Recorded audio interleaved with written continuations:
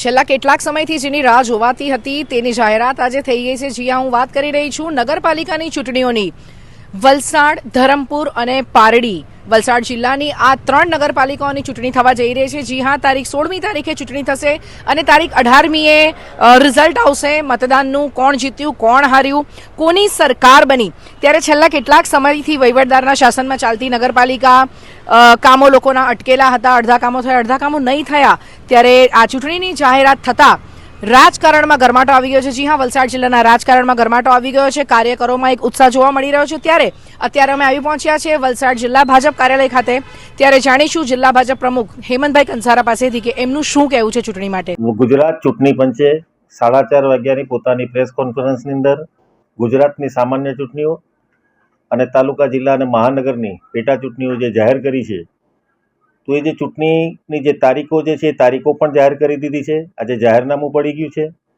27 તારીખે જાહેરનામું પ્રસિદ્ધ થવાનું છે। 1લી તારીખ સુધી ફોર્મ ભરાવાના છે। ત્રીજી તારીખે ચકાસણી છે। 4થી તારીખે ફોર્મ ખેંચવાની તારીખ છે। 16 તારીખ એ મતદાનની તારીખ છે। જરૂર જણાય જો ફેરમતદાનની શક્યતા હોય તો 17 તારીખ અને 18 તારીખે પરિણામ જાહેર થવાની તારીખો જે ચૂંટણી પંચે જે જાહેર કરી છે, એનાથી સમગ્ર વલસાડ જિલ્લાની જો હું વાત કરું તો વલસાડ જિલ્લાની અંદર 3 નગરપાલિકાઓ છે। એની અંદર છે વલસાડ નગરપાલિકા, ધરમપુર નગરપાલિકા અને પારડી નગરપાલિકા। એ 3 નગરપાલિકાઓની સામાન્ય ચૂંટણીઓ યોજાવાની છે। એની સાથે સાથે 3 જેટલી તાલુકા પંચાયતની પેટા ચૂંટણીઓ પણ થવાની છે, જેમાં ઉમરગામની અંદર એક તાલુકા પંચાયત જે ફણસા 1 જે છે એ તાલુકા પંચાયત સીટની પણ પેટા ચૂંટણી થવાની છે।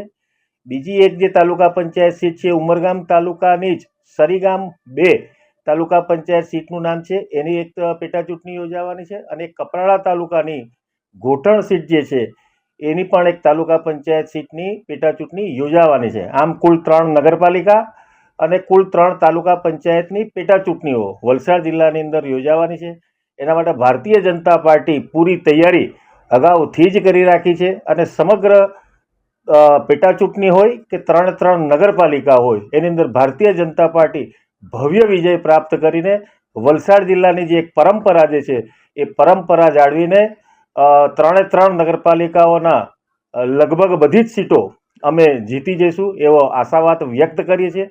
અને પ્રદેશે જે અમારા વલસાડ જિલ્લા ઉપર જે વિશ્વાસ મૂક્યો છે એ વિશ્વાસને અમે ફળીભૂત કરીશું એવા આત્મવિશ્વાસ સાથે અમે આ ચૂંટણીની અંદર ઉતરીશું। આપને અમે ભલે ચૂંટણીની અંદર ઉતરીએ, પરંતુ ભારતીય જનતા પાર્ટીનું જે ચૂંટણીનું આયોજન હોય છે, ભારતીય જનતા પાર્ટીના છેક બૂથની સમિતિઓથી લઈને પેજના પ્રમુખોથી લઈને છેક પેજ ઉપર જે 30 મતદારો આવે છે તેની પણ ભારતીય જનતા પાર્ટીએ ચૂંટણી કરી છે। પછી એ ત્રિપાખી હોય કે ગમે એક પક્ષ હોય, ભારતીય જનતા પાર્ટીને એનાથી કોઈ ફેર પડતો નથી। ભારતીય જનતા પાર્ટી પોતાના કાર્યકર્તાઓની તાકાત અને આત્મબળથી અને પોતાની કાર્યપદ્ધતિથી અને ભારતીય જનતા પાર્ટીનો કાર્યકર્તા કમિટેડ કાર્યકર્તા હોય છે, સમર્પિત કાર્યકર્તા હોય છે। એ પોતે જ ઉમેદવાર હોય એ જાતનું ભારતીય જનતા પાર્ટીનો દરેક કાર્યકર્તા પોતાને સમજે છે અને એ રીતે ચૂંટણીની પ્રક્રિયાની અંદર ભાગ લે છે, જેનાથી આનું ખૂબ સારું પરિણામ ભારતીય જનતા પાર્ટીને મળશે।